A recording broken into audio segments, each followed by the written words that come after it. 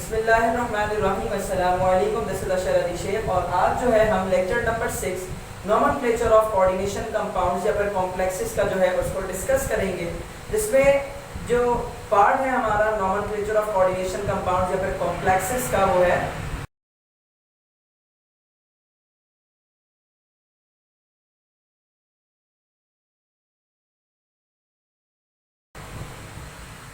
Rules of the nomenclature of coordination compounds या फिर complexes. यानी कि लेक्चर नंबर 6 में हमें उन रूल्स के बारे में पढ़ना है, उन लिमिटेशंस के बारे में पढ़ेंगे हम जो कि फॉलो होते हैं किसके लिए, कोऑर्डिनेशन कंपाउंड्स या फिर कॉम्प्लेक्सेस की जब नेमिंग दी जाती है उसके अंदर। रूल नंबर 1 को अगर देखें तो रूल नंबर 1 क्या है, as like the normal salts in complexes या फिर coordination compounds, cations are named first and then anions are to be named। यानी कि जो हमारे पास आम तौर पर जो सॉल्ट्स पाए जाते हैं, जैसे फॉर एग्जांपल सोडियम ब्रोमाइड या फिर लिथियम क्लोराइड और इस तरह के और भी मजीद सॉल्ट्स हैं जो एग्जिस्ट करते हैं। तो अगर हम सॉल्ट्स की डिस्कशन करें तो नाम जब उसका लिया जाता है तो कहते हैं sodium bromide, sodium ion, bromide ion. तो मतलब कि सोडियम कैटायन होता है, ब्रोमाइड आयन जो है वो एनाइन आपके पास मौजूद है। बिल्कुल इसी तरह से लिथियम आपके पास कैटायन है, क्लोराइड आपके पास एनाइन है। तो पहले हम कैटायन का नाम दे रहे हैं, देन फिर हम एनाइन का नाम दे रहे हैं। बिल्कुल इसी तरह से लिथियम में भी हम पहले कैटायन का नाम दे रहे हैं, देन फिर हम एनाइन का नाम दे रहे हैं। बिल्कुल इसी तरह से कोऑर्डिनेशन कंपाउंड्स या फिर कॉम्प्लेक्सेस को जब हम नाम देंगे तो उनके भी अंदर पहले कैटायन को नाम दिया जाएगा और देन फिर एनाइन को नाम दिया जाएगा। हमने टाइप्स ऑफ कॉम्प्लेक्सेस को प्रीवियस लेक्चर जो कि लेक्चर नंबर 5 था उसके अंदर डिटेल में डिस्कस किया कि हमारे पास कॉम्प्लेक्सेस जो है वो कॉम्प्लेक्सेस 3 तरह के पाए जाते हैं। पहला कॉम्प्लेक्स होता है हमारे पास कैटायनिक कॉम्प्लेक्स जिसके ऊपर चार्ज होगा पॉजिटिव। दूसरा कॉम्प्लेक्स है जिसके ऊपर चार्ज होगा नेगेटिव, जिसको हम कहते हैं एनायनिक कॉम्प्लेक्स। और तीसरा जो है हमारे पास कॉम्प्लेक्स जिस पर कोई चार्ज नहीं होता उसे हम कहते हैं न्यूट्रल कॉम्प्लेक्स। तो कैटायनिक कॉम्प्लेक्स जब मौजूद होगा तो इसको न्यूट्रलाइज करने के लिए कोऑर्डिनेशन कंपाउंड्स के अंदर इसका चार्ज खत्म कौन करता है, नॉर्मल जो एनाइंस होते हैं वो इसका चार्ज जो है बैलेंस कर रहे हो। बिल्कुल इसी तरह से जब कोऑर्डिनेशन स्फीयर पर चार्ज होता है नेगेटिव तो इसको बैलेंस कौन करा रहा होता है, सिंपल एंड नॉर्मल कैटायन इसको बैलेंस करा रहे हो। बिल्कुल इसी तरह से अगर कोऑर्डिनेशन स्फीयर पर चार्ज होता है जीरो या न्यूट्रल तो उसको बैलेंस कराने के लिए कोई नहीं चाहिए। तो रूल नंबर 1 के मुताबिक कोऑर्डिनेशन कंपाउंड आपके पास जितने भी हैं, ठीक है, उनके अंदर पहले कैटायन का नाम दिया जाएगा और फिर एनाइन का नाम दिया जाएगा। तो अगर हम ऐसे कॉम्प्लेक्स को देखें जिसके ऊपर चार्ज है पॉजिटिव यानी कैटायनिक कॉम्प्लेक्स और ये जिस कोऑर्डिनेशन कंपाउंड के अंदर मौजूद है, यानी एक ऐसा कोऑर्डिनेशन कंपाउंड है जिसके अंदर जो कैटायन है वो कौन है आपके पास कॉम्प्लेक्स है। तो पहले हम ये जो कोऑर्डिनेशन स्फीयर जिसके अंदर कॉम्प्लेक्स के कंपोनेंट्स हैं यानी कि लिगेंड है, ट्रांजिशन मेटल कैटायन है, उसका पहले नाम दिया जाएगा, देन फिर बाहर एनाइन का नाम दिया जाएगा। क्यों? Because all the complex is a cation और कैटायन का नाम पहले देंगे देन फिर एनाइन। अब अगर किसी ने इस एग्जांपल से ये सीख लिया कि पहले जो है हम जो हमारे पास कोऑर्डिनेशन स्फीयर में चीजें मौजूद है उसका नाम हम देंगे, शॉर्ट ट्रिक के तौर पर समझ लिया अगर फॉर एग्जांपल इसको, और वो ये बात अगर भूल गया कि कैटायन को हम नाम पहले देते हैं और एनाइन को नाम हम बाद में देते हैं, तो वो उस यहाँ पर आकर के 100% गलती करेगा। गलती क्या करेगा कि वो यहाँ पर उसने क्या सीखा कि पहले ट्रांजिशन मेटल कैटायन यानी कि कॉम्प्लेक्स को जो उसने पहले नाम दिया यानी कोऑर्डिनेशन स्फीयर में मौजूद जो कंपोनेंट्स हैं लिगेंड और कैटायन इनका नाम पहले दिया, तो वो यहाँ पर भी आकर यही हरकत कर सकता है। तो गौर से ध्यान रखिएगा, यहाँ पर जो हम कॉपी सेट करते हैं या फिर जो स्टूडेंट्स हैं हमारे, ज्यादातर वो लोग गलतियां यहीं पर करते हैं। उन्हें पढ़ाया ये जाता है लेकिन गलतियां वो यहीं पर आकर के कर देते हैं। तो ध्यान में रखना है आपको कि पहले आपको हमेशा कैटायन का नाम लिखना है देन फिर एनाइन का। तो जब मेरे पास कॉम्प्लेक्स जो होगा वो नेगेटिव होगा तो पहले हम बाहर कैटायन का नाम देंगे, देन फिर हम पूरे के पूरे कॉम्प्लेक्स यानी कि कोऑर्डिनेशन स्फीयर में मौजूद लिगेंड्स और ट्रांजिशन मेटल कैटायन का नाम देंगे। बिल्कुल इसी तरह से जब मेरे पास न्यूट्रल कॉम्प्लेक्स होगा तो ऑब्वियसली उसके अंदर हम पहले लिगेंड का नाम देंगे देन फिर हम ट्रांजिशन मेटल कैटायन। सर ये आप कह रहे हैं पहले हम कैटायन का देन फिर एनाइन का, तो कैसे कह रहे हैं? हमने लेक्चर नंबर 4 के अंदर ये बात डिस्कस की थी कि हमारे पास जो है ए मौजूद है, बी मौजूद है, सी मौजूद है, डी मौजूद है। ए बी सी और डी क्या है हमारे पास? ए जो होता है नॉर्मली कैटाइंस हमारे पास मौजूद होते हैं जब हमारे पास कॉम्प्लेक्स जो होता है वो एनाइन होता है। बी जो है हमारे पास लिगेंड है। सी हमारे पास ट्रांजिशन मेटल कैटाइन मौजूद होता है। और डी कब मौजूद होता है? डी उस वक्त मौजूद होता है जब हमारे पास जो है कोऑर्डिनेशन स्फीयर जो कैटाइनिक हो तो उसको बैलेंस कौन करा रहा होता है? डी। और डी कौन होता है हमारे पास? नॉर्मली एनाइंस होते हैं। तो जिन लोगों ने उस लेक्चर को नहीं देखा इस वाली बात को आसानी से आप समझ सकते हैं, लेक्चर नंबर 4 को विजिट करें। ठीक है, तो उम्मीद है यहाँ तक बातें जो मैंने बताई ये क्लियर हो गई होंगी।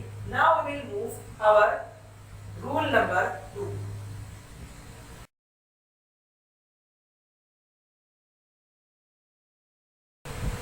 So our rule number 2 is what? Rule number 2 is related with the orders of writing the names of ligands. What does it mean? मतलब क्या है इसका? Orders of writing the names of ligand यानी कि sequence, एक line to line, एक follow up किसका? नाम लिखने का तरीका किसका? लिगेंड्स का।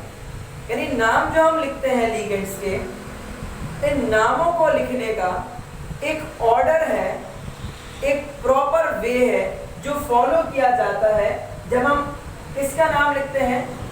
लिगेंड्स का नाम लिखते हैं। तो लिगेंड्स का नाम जो लिखा जाता है इसके हवाले से जो ऑर्डर फॉलो हो रहा है, ये ऑर्डर हमारे पास दो पुराने हैं जिनके दरमियान में आपस में तजाद है और एक न्यू रिसेंट है जो कि IUPAC के तरफ से बिल्कुल रिसेंट कह दिया गया है कि अब ये फाइनल है और उसी को हमें फॉलो करना होगा। तो मैं वन बाय वन तीनों को डिस्कस करूंगा यहाँ पर। सबसे पहले जो हमारे पास आम तौर पर जो पाया जाता है, जो रूल हमें नजर आता है कि ऐसे लिखना चाहिए हमें लिगेंड्स का जो नाम है, वो क्या? पहले जो है हम लिखेंगे नेगेटिव लिगेंड्स का नाम, देन फिर हम लिखेंगे न्यूट्रल लिगेंड्स का नाम, और देन फिर हम लिखेंगे पॉजिटिव लिगेंड्स का नाम। पहले हमने क्या लिखा? नेगेटिव लिगेंड्स का नाम, यानी कि जो कुछ बुक्स है, कुछ पब्लिशर्स हैं वो क्या कहते हैं, पहले आप नेगेटिव लिगेंड्स का नाम लिखोगे, देन न्यूट्रल लिगेंड्स का नाम लिखेंगे और फिर हम पॉजिटिव लिगेंड्स का नाम लिखेंगे। यानी कि जब एक से ज्यादा लिगेंड्स मौजूद होते हैं हमारे पास किसी एक कॉम्प्लेक्स के अंदर, जब ट्रांजिशन मेटल कैटाइन के इर्द गिर्द एक से ज्यादा लिगेंड्स मौजूद हो और सबके चार्जेस में फर्क होगा, कोई कैटाइनिक हो कोई एनाइनिक हो, कभी सिर्फ कैटाइनिक हो और न्यूट्रल हो, कभी न्यूट्रल और कभी एनाइनिक हो, या कभी कैटाइनिक एनाइनिक न्यूट्रल तीनों मौजूद हो, तो पहले हम किसका नाम लिखेंगे? पहले हम उसका नाम लिखेंगे जो नेगेटिव लिगेंड होगा, देन फिर न्यूट्रल लिगेंड, देन फिर पॉजिटिव लिगेंड। सेकंड जो है हमारे पास जो रूल, यानी कि इसी रूल का जो हमारे पास है वो दूसरी जगहों पर क्या लिखा हुआ नजर आता है, वहां पर हमें मिलता है पहले हमें लिखना है न्यूट्रल लिगेंड्स का नाम, यानी ऐसे लिगेंड जिन पर चार्ज हो 0, देन फिर हमें लिखना है नेगेटिव लिगेंड्स का नाम, यानी ऐसे लिगेंड जिन पर चार्ज हो नेगेटिव, देन फिर हम लिखेंगे पॉजिटिव लिगेंड्स का नाम, ऐसे लिगेंड्स जिन पर चार्ज होगा पॉजिटिव। ठीक है, यानी पहले न्यूट्रल लिगेंड्स का नाम, देन नेगेटिव, देन पॉजिटिव। अब तजाद क्या है दोनों में? आखिर में तो पॉजिटिव लिगेंड्स लिखा जाएगा, लेकिन ये कहते हैं कि नेगेटिव पहले न्यूट्रल बाद में, ये कहते हैं न्यूट्रल पहले नेगेटिव बाद में। तो ये तजादात आपस में शुरू हुई, लेकिन इन दोनों में एक ऐसी चीज है जो सिमिलर भी है। वो सिमिलैरिटी क्या है? सिमिलैरिटी ये है कि फॉर एग्जांपल एक ट्रांजिशन मेटल कैटाइन के इर्द गिर्द बहुत सारे सिर्फ न्यूट्रल लिगेंड्स हैं। ठीक है, ये भी वही कहते हैं कि अगर फॉर एग्जांपल एक ट्रांजिशन मेटल कैटाइन है उसके इर्द गिर्द जो लिगेंड्स है वो सारे एक जैसे हैं, जैसे कि सारे न्यूट्रल हैं, अलग अलग कैटेगरी के, यानी कि फॉर एग्जांपल अमाइन है वो भी न्यूट्रल है आपके पास, उसी तरह से आपके पास एको है यानी वाटर वो भी न्यूट्रल है, ये दोनों मौजूद है। अब दोनों डिफरेंट है किसके लिहाज से? अपने अंदर मौजूद, यानी कि उनकी कंपोजिशन के लिहाज से दोनों में फर्क है दोनों न्यूट्रल, यानी कि on the basis of charge दोनों लिगेंड्स एक जैसे हैं, लेकिन दोनों फर्क रखते हैं आपस में। तो उन दोनों में किसका नाम पहले लिखा जाएगा? तो इन दोनों के मुताबिक जब on the basis of charge दो लिगेंड्स एक जैसे हो या 3-4 लिगेंड्स एक जैसे हो, तो ऐसी कंडीशन में करना क्या होगा? जिनका नाम अल्फाबेटिकली ऑर्डर के लिहाज से फर्स्ट अल्फाबेट पहले होगा, यानी किसी का ए हो देन फिर बाद में बी हो, जैसे अगर अमाइंस और एको तो इन दोनों का तो एक जैसा है, लेकिन इसके अलावा हम नेगेटिव लिगेंड्स को अगर देख लें, यानी कि बहुत सारे नेगेटिव लिगेंड्स मौजूद है, जैसे क्लोरो हो गया, ब्रोमो, Cl-1 भी लिगेंड के तौर पर एक्ट कर रहा है, Br-1 भी लिगेंड के तौर पर एक्ट कर रहा है। पहले नाम किसका लिखा जाएगा? ब्रोमो का लिखा जाएगा, देन फिर क्लोरो का। क्यों? अल्फाबेटिकली बी पहले आता, देन फिर सी आता। तो इतनी सारे जब कंसीक्वेंसेस हुई, यानी कि सिमिलैरिटी तो वो तो सही है, लेकिन जब ये हमारे पास ये जो डिफरेंशिएशन है, ये कहता है ये पहले आएगा, और जबकि ये कहता है कि बाद में, जबकि इसके मुताबिक न्यूट्रल पहले आएगा, इसके मुताबिक न्यूट्रल बाद में आएगा। तो फिर जो है IUPAC ने थर्ड रूल बनाया, जो कि बिल्कुल रिसेंट जो बुक्स है और बिल्कुल वेल मॉडर्नाइज्ड जो बुक है उनके अंदर आपको नजर आता है। उसमें सिंपल IUPAC कहता है कि आपको कुछ करने की जरूरत नहीं है, आप सिर्फ और सिर्फ अल्फाबेटिकली ऑर्डर को फॉलो कीजिए। ठीक है, कौन सा ऑर्डर फॉलो कीजिए? अल्फाबेटिकली, यानी वो लिगेंड्स अल्फाबेट्स के लिहाज से जिनका फर्स्ट अल्फाबेट पहले आता है, यानी कि अल्फाबेट्स में पहले आएगा, जैसे किसी का A है, देन फिर किसी का B है, देन फिर किसी लिगेंड का C है, किसी का D है, तो पहले कौन लिखा जाएगा? D वाला नहीं। यानी कि हो सकता है कोई D वाला न्यूट्रल लिगेंड हो, तो इनके मुताबिक अगर आप देखिएगा तो D वाला पहले लिखा हुआ नजर आएगा, देन फिर BC लिखा हुआ नजर आ सकता है। लेकिन जो रीसेंट और करंट और बेस्ट टूल है वो क्या है? आपको अल्फाबेटिकली ऑर्डर फॉलो करना है, देन यानी कि पहले आपको लिखना है A वाले का नाम, यानी कि जिसके नाम का पहला अल्फाबेट A हो, देन फिर B, देन फिर C, देन फिर D। ठीक है, तो इस तरह से हमने यहाँ पर रूल नंबर 2 को जो है टोटली डिस्कस किया।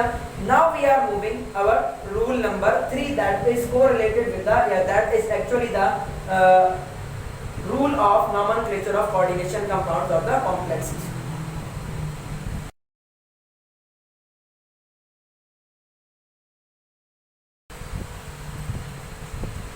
So rule number 3 is what? जो रूल नंबर 3 है हमारा, वो रिलेट करता है किससे? एनायनिक लिगेंड्स के नेम से। कैसे रिलेट करता है? कुछ मॉडिफिकेशंस है जो कि की जाती हैं एनायनिक लिगेंड्स के नेम्स के अंदर, जब वो लिखे जाएंगे किसके तौर पर? लिगेंड्स के तौर पर। हम एक बात जानते हैं कि जो हमारे पास नॉर्मल एनाइंस है, जैसे कि chloride, bromide, fluoride, iodide, hydroxyl, ये सारे हमारे पास नॉर्मल एनाइंस हैं, जो कि एनाइंस के भी तौर पर ऐड कर रहे होते हैं और लिगेंड्स के भी तौर पर ऐड कर रहे होते हैं। ठीक है, तो फर्क कैसे पता चलेगा? अगर हम उनका जो क्लोराइड, ब्रोमाइड नाम लिखते हैं नॉर्मल, जब वो एनाइंस के तौर पर ऐड करते हैं, जब वो लिगेंड्स के तौर पर ऐड कर रहे हैं तभी हम यही नाम लिखते हैं। तो अगर कोई नाम पढ़ करके पहचानेगा कि ये कॉम्प्लेक्स है, तो उसके अंदर नहीं पहचान सकेगा कि इसमें ये आइदर जो क्लोराइड या ब्रोमाइड या फ्लोराइड या इस तरह के जो एनाइंस नॉर्मल है, कि ये जो है आपके पास एनाइंस है या फिर लिगेंड्स। तो इसी वजह से नेमिंग के अंदर जो है चेंज की जाती है, यानी कि नेम जो है उनमें चेंज किया जाता है। क्या चेंज किया जाता है? नाम जो है जितने भी एनायनिक लिगेंड्स हैं उनके नाम के आखिर में लग जाता है O। क्या लग जाता है? O। सही है।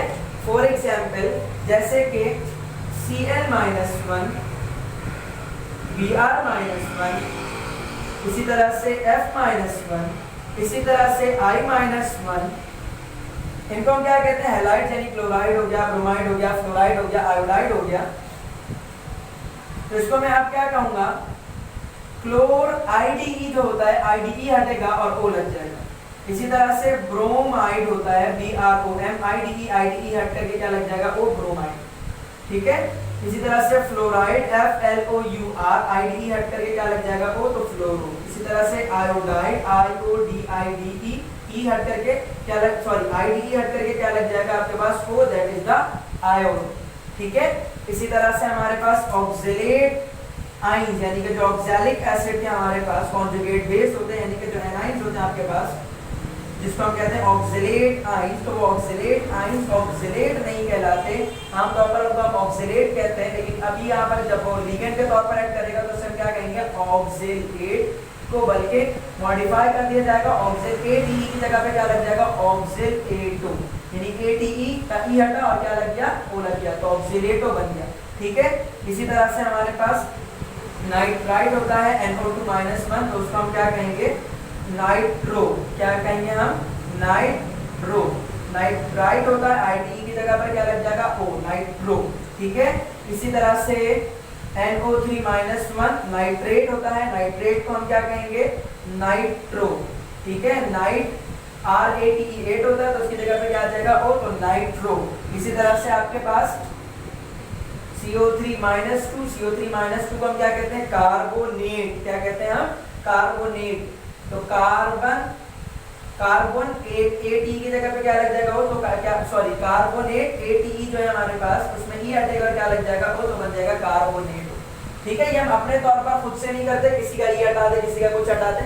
ये IUPAC की तरफ से एनायनिक जो लिगेंड्स हैं उनके मॉडिफाइड हुए नाम्स हैं, जो कि नाम है, जो कि हमने यहाँ पर डिस्कस किए। इसके अलावा और भी मजीद एग्जांपल्स हैं, लेकिन अगर उन एग्जांपल्स को हम लिखने के लिए बैठे तो हमारे पास ये नहीं समझता मैं कि लेक्चर कितना लंबा चला जाए, फिर ये बात नहीं होगी।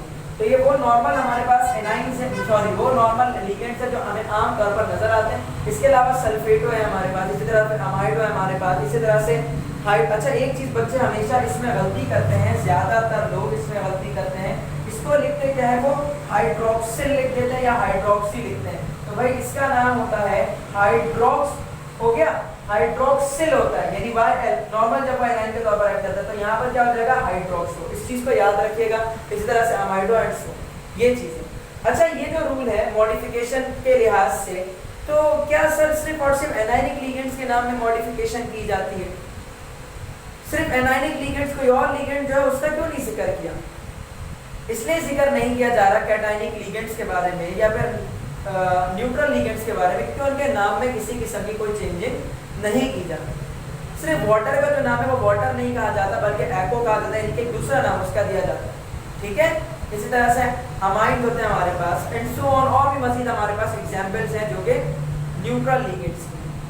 ठीक है, तो नेमिंग जो है, जो चेंजिंग की जाएगी नामों के अंदर, वो कैटायनिक लिगेंड्स की नहीं करेंगे हम, एनायनिक लिगेंड्स की नहीं करेंगे। अच्छा कैटायनिक लिगेंड्स को मैं वाज़ेह क्यों कर रहा हूँ, बिकॉज जितने भी आपके पास जो नॉर्मल बुक्स आपको मिलती है इंटरमीडिएट्स वगैरह की ज़्यादातर, तो उसके अंदर ये कैटायनिक लिगेंड्स का जिक्र नहीं मिलता, लेकिन हमने अपने नॉमेनक्लेचर ऑफ कोऑर्डिनेशन कंपाउंड्स और कॉम्प्लेक्सेस को इस तरह से डिजाइन किया है कि एप्टीट्यूड से भी रिलेटेड जो इसके अंदर हमने चीजें डिस्कस की, जैसे एम्फीडेंटेट, फ्लक्सीडेंटेट लिगेंड, कैटायनिक लिगेंड्स, उसकी एग्जांपल हमने डिस्कस की। तो इसीलिए जो है मैं यहाँ पर पूरी बात जो है आपके साथ डिस्कस कर रहा हूँ। तो जिसने हमारी लेक्चर सीरीज पूरी 1 से देखी है, लेक्चर नंबर 1, 2, 3, 4 एंड 5 देखने के बाद वो 6 पर आया, तो उसको मुझे यकीन है कि किसी किस्म की कोई परेशानी पेश नहीं आ रही होगी अब तक। ना हमारे पास लेक्चर जो है रूल नंबर 3 जो है वो कंप्लीट हुआ, और अब हम मूव करेंगे अपने रूल नंबर 4 की तरफ।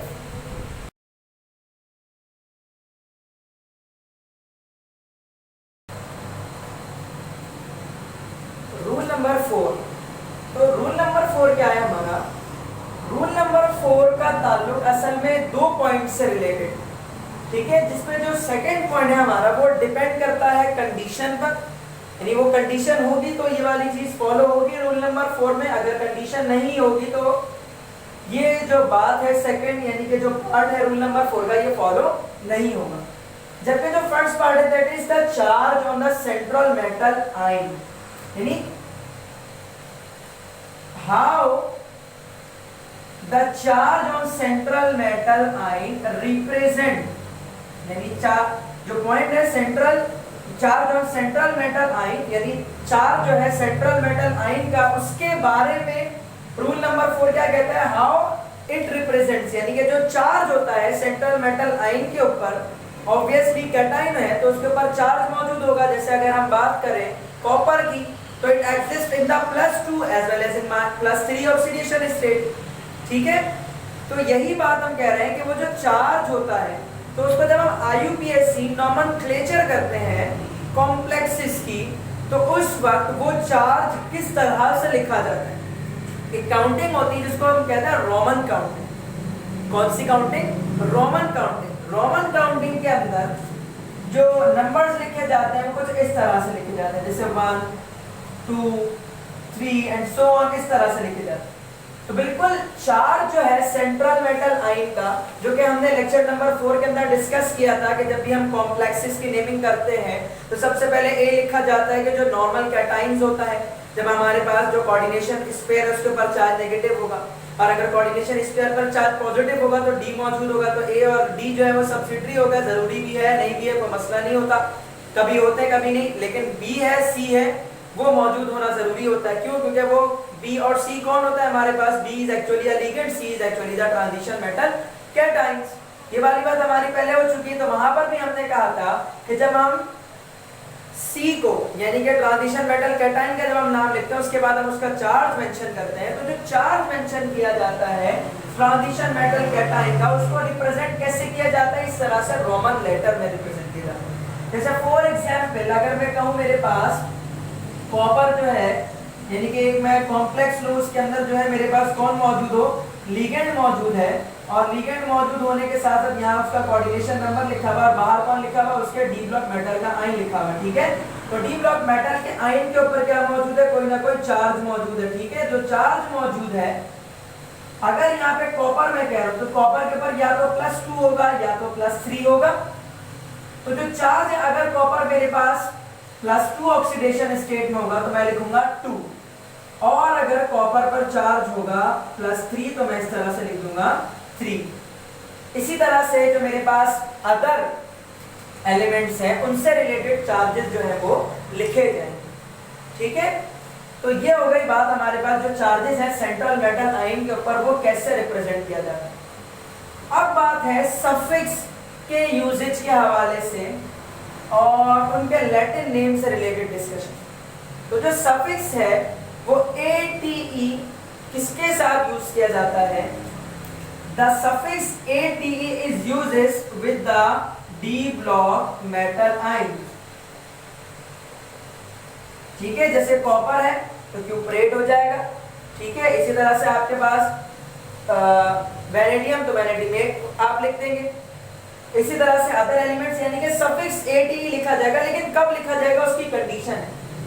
जब सफिक्स ATE लिखा जा रहा होगा तो इसी तरह से कुछ एलिमेंट जिनके नाम लैटिन नेम से मैच नहीं करते, जैसे फॉर एग्जांपल अगर हम कह रहे हैं जैसे एस ब्लॉक का भी एक एलिमेंट है सोडियम, Na उसके नाम से मैच नहीं कर रहा, जैसे lithium Li, chlorine Cl, bromine Br है। तो वो एलिमेंट्स जैसे कि Fe आयरन, आयरन का कोई साउंड नहीं आ रहा है Fe से, तो आयरन का लैटिन नेम क्या है? फेरम, क्या है? फेरम। इसी तरह से गोल्ड सिल्वर, यानी कि Ag और Au, उनके नाम से कोई मैच नहीं कर रहा उनका जो सिंबल है, लेकिन उनका नाम असल क्या है?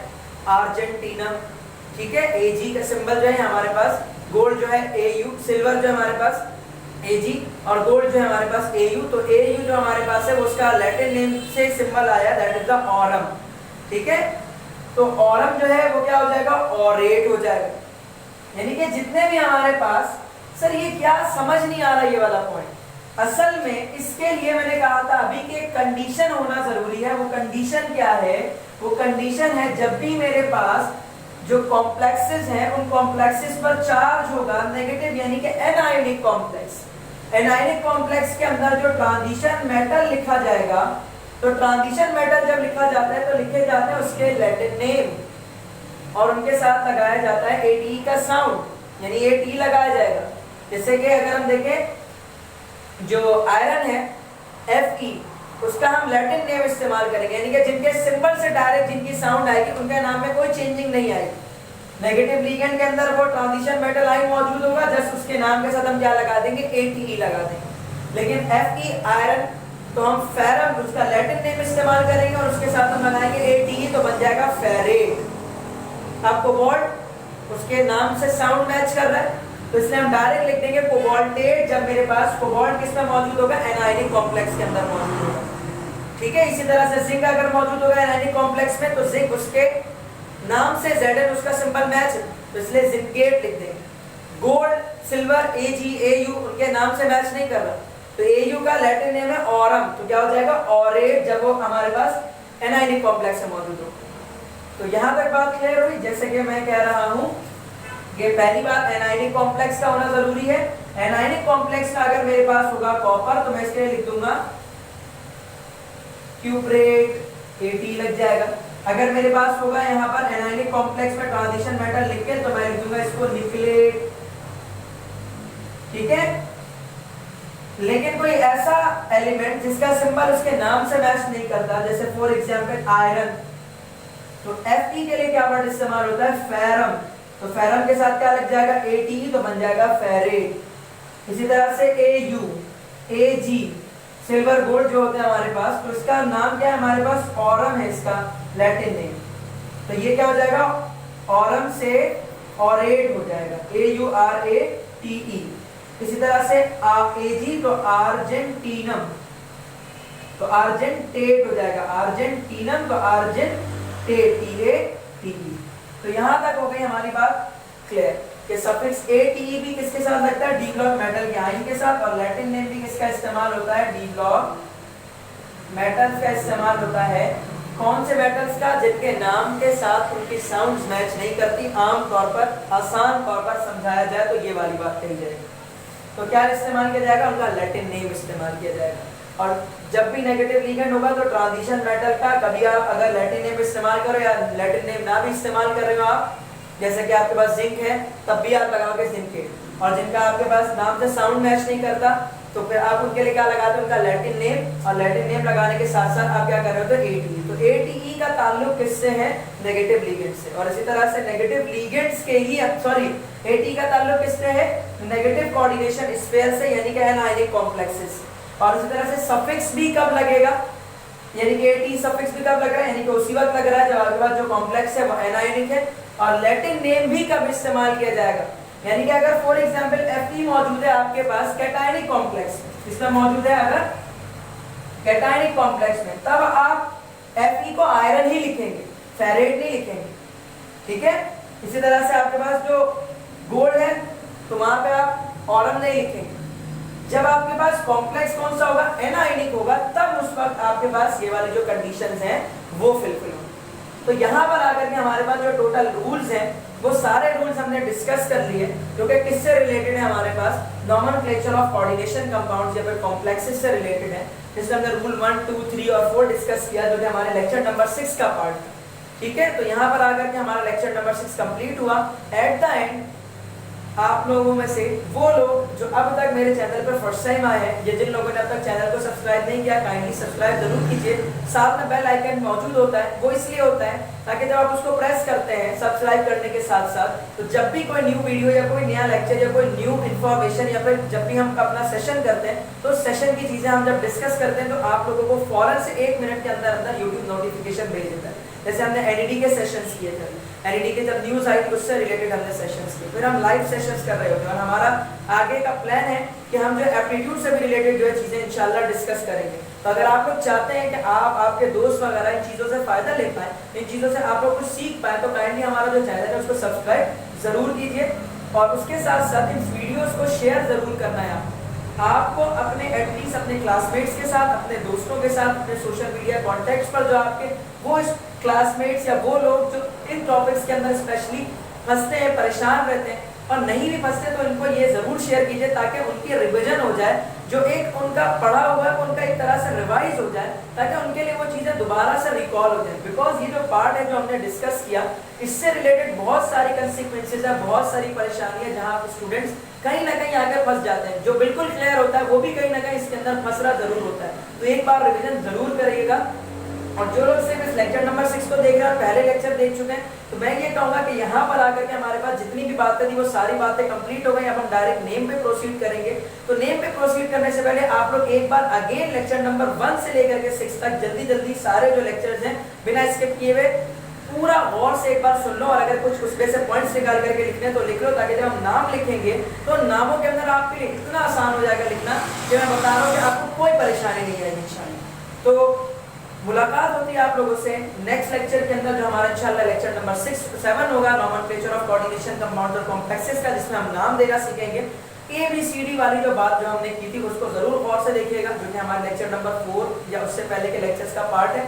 और इसी तरह से कॉम्प्लेक्सेस वगैरह की जो बेसिक नॉलेज है जो हमने शेयर किया उनको जरूर देख करके आइएगा। मैं यही कहूँगा कि 1 से 6 तक अगेन एक बार देखना, देन फिर लेक्चर नंबर 7 जो हमारी उम्मीद है कि कल परसों में इंशाल्लाह जो है यानी कि एक आध दिन में और मजीद हम अपलोड कर देंगे। तो इजाजत दीजिए, मुलाकात होगी आप लोगों से कुछ नई चीज़ों के साथ, कुछ नई नॉलेजेस के साथ हम आपसे शेयर करेंगे। अल्लाह हाफिज़।